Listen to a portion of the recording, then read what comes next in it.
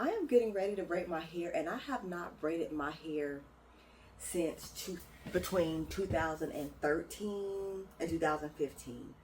So I just want to take a minute to give some context to how much I love braids and how important they have been in my hair journey. Between like 1992 and 1993, I began to get my hair braided pretty regularly, and I loved it because I always liked the way that braids looked, and I didn't mind going over to someone's house to get my hair braided, and I just always thought they were a cute style, even without hair care or anything like that. Around the year 2000, I began to wear braids regularly. They were like my favorite way to wear my hair. And then around 2008 was when I said, you know what, I really like my hair when it's braided, but I want my natural hair to look as good when I just do my hair natural in a natural style as it does in braids. Because I was really good at doing my braids at that point. I had already been natural since 2004, but I felt like my natural hair did not look as good styled as my braided hair did. So in 2008, I said I'm going to really focus on these natural styles until I get it up to par. Braids used to be my favorite style to wear my hair in, like individual braids. But I stopped braiding it just because it took too long once my hair got to hip length. I think the last time I braided my hair, it took maybe 25 full continuous braiding hours. And I did that over the course of a couple of days. And I was like, I'm not doing that anymore. But I found a bag of hair. I found a bag of hair in one of my closets from back when I was still braiding my hair and the hair of others years and years and years ago. And I'm going to use this up. So most of the hair, some of it's not even open. So this is M430. Let's see what else we got here. Okay, so most of these are packs of fours or mixed M430. So, and I think I have a few with the, instead of the honey brown, I believe I have a few with the burgundy in there. And so I'm just going to use that to braid my hair this week, over the course of the next few days until I finish. So I haven't braided my hair in so long, I don't remember what the colors are without the labels the way that I used to when I used to braid my hair all the time. But I have like a little bit of like the burgundy-ish hair with the brown in it. I don't remember what color combination that is. Although, I don't remember what color combination that is, but it's the burgundy-ish, the auburn color with the brown mixed in. And then I have a bunch of packs of the fours and M30s. And this is 10-year-old hair from when I used to braid my hair more often. So I'm just going to use my already open packs first. I have a bunch of these. And then I will use the unopened loose pack. Now when I used to wear my hair braided on a regular basis, I used to use like 8 to 10 packs of hair, cut in half. If I do run out of hair, I'll just run to the hair store and get another pack or two. But this should, like, braiding my hair this final time, it should use up all the hair that I have. That way it doesn't go to waste. Now, I washed my hair to prep with the Dew Sucker Free Moisturizing Shampoo. Then I did a Bond Rehab Solve treatment. I co-washed that out with the One Love. This is like my favorite co-wash. And I deep conditioned my hair with the Curlsmith Double Cream Deep Cleanser. My leave-in is the Sidal Ceramides Comb Cream. I'm using these up. And I'm going to rev my hair, but revving my hair isn't going to get it like stretched, blow dry straight because I have the Ceramides cream in here, and this makes my hair more fluffy. It doesn't straighten it out like the purple Lisa one will. But I did use this, so I'm using it up. And I'm just going to spray a little bit of this in here. The Jane Carter's Revitalizing Leave-In Conditioner is discontinued, but I use this for years. I'm going to spray a little bit of that in when I stretch my hair. And then I'm just going to begin braiding. When I braid my hair in individuals, I either do it two ways. One, I'll braid like 4 rows up, 4 rows in, 4 rows in, 4 rows in. And that is so that if I can't finish my hair in one sitting, and most of the time it does take over a full day to braid my hair, I can just pull my hair back on a ponytail and it'll still look presentable even if it's not done. Another way that I sometimes do it is I'll just braid in a spiral. Just braid in a spiral. Same concept of just filling in that perimeter first. So I can pull it back in a ponytail. So I'm going to go ahead and get started. I'm going to rev my hair first to stretch it. That just, that helps me to part it easier because my hair is so thick. So I'm going to stretch it with the rev air, and then I will commence braiding. I am also probably going to put a little bit of the Comet Biologics Amla on my ends, just so that I can get my hair protected in the braids. One more thing, I know a lot of people pre-soak their hair like in apple cider vinegar to remove like the chemicals and stuff like that off of it. I never do that. I've never had an allergic reaction to braiding hair, and I used to wear my hair braided on a regular basis from the time I was like in the 2nd grade all the way up until I was like 27. So I'm in my 30s now, so I have never had any issues with any of the chemicals that are on the braids that I know of. So I'm just gonna braid my hair regular. And I do also wash my braids every few weeks to keep them moisturized and keep them clean. So I'm not worried about any additives that are on the braids because of all the years that I wore them successfully. So without further ado, I'm going to go ahead and commence the prep process and braiding process. Here I am just detangling my hair, and I'm using the rev air to dry it. I am not attempting to use the rev air to stretch my hair or straighten it. I am specifically drying my hair so that when I part it, and as I part it throughout the braiding process, it does so efficiently without giving me any trouble. So I do like to be able to part my hair efficiently when I am braiding, even if it's shrunken.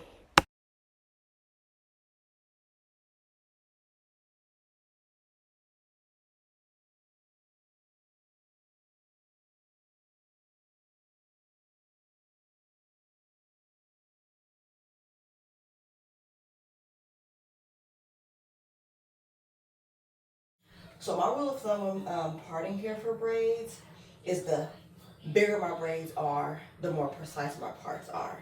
If I'm doing small braids like the individuals that I'm doing now, I want them to be relatively neat, but it doesn't have to be perfect. So I'm gonna do 1, 2, 3, 4, about 4 rows in the back to start.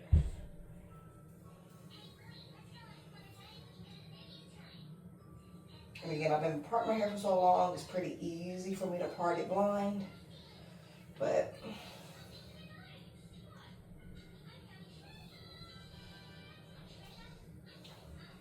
when I use a rat tail comb or a regular comb, doesn't much matter. Okay, so here my hair is dry. It's just fluffy because I used a very hydrating leave-in conditioner when I used the Rev Air. That is intentional. I want my hair to be dry to the touch, but I want it to retain moisture and I want it to retain reversion so that it is ultra hydrated before it goes into braids. So what you'll see me doing here is I am separating the perimeter of my hair from the middle of my hair because I knew that I was not going to sit down and just braid my hair straight through in 2 days. I wasn't going to do that. I don't have time for that now that I'm married and have a child.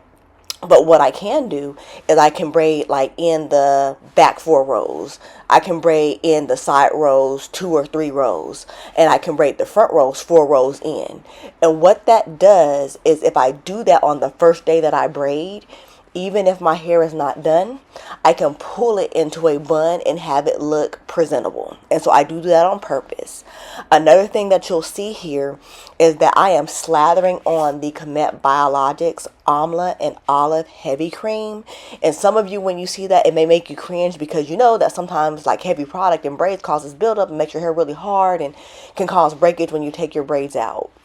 The reason that I do not specifically have that problem is I cleanse my braids regularly. So any product buildup that would accumulate gets rinsed off and detoxed as part of my braiding regimen, preventing that issue from occurring. So this wasn't anything that was intuitive to do in my hair. Just like as a kid, I'm talking elementary school, junior high, high school, as a kid, I knew that when my hair was braided and I stayed on top of my braid spray and keeping my braids moisturized and keeping my hair tied up at night, I knew that when it came time for me to take out my braids a month, 2 months, sometimes 3 months later, my hair was going to be soft and moisturized and I wasn't going to really have any issues with detangling it when I took my braids out, washed it, and just got ready for a new set. Because I used to braid my hair back to back to back when I was a kid. Or get my hair braided rather back to back when I was a kid.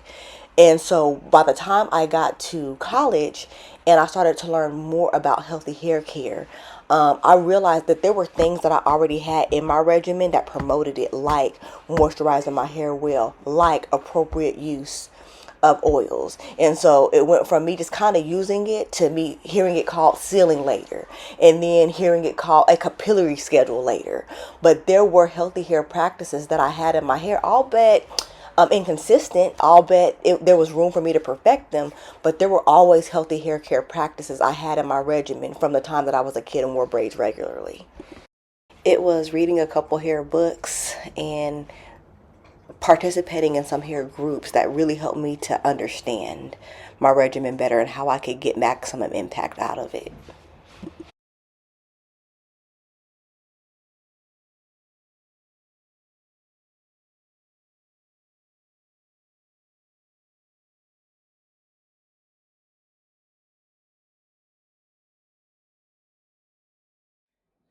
All right, this is the hair that I lost today. This is the hair that came out in the wash. It hasn't been rolled up yet, but I'll roll it up in just a second. And then this is the hair that's in the brush. A few strands in the comb. So I'm just about to roll all of these up. All right, so there's the hair. I'm gonna roll it up. And then it's right here. So once my hair is all sectioned off, I do gauge how much hair I lost. That there is 2 weeks worth of hair.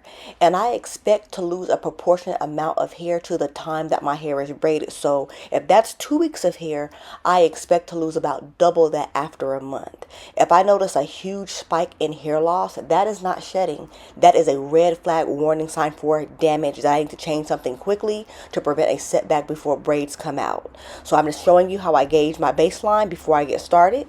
Now it's time to braid. As I start parting for my braids, I do make my perimeter braids a little bit smaller than the ones in the middle. That way they look neater. Now my braiding hair of choice is Kanekalon hair. I take the jumbo pack that you see there and cut it in half, and I go to town with braiding hair. I have tried many other different types of synthetic brands to braid with. I've also braided with Marley hair. I've braided with human hair, and the Kanekalon hair has always been my favorite. I just take a piece off the piece of hair that's already cut in half. I stretch it out so that the ends don't stay blunt. And then I begin installing and braiding it into my hair.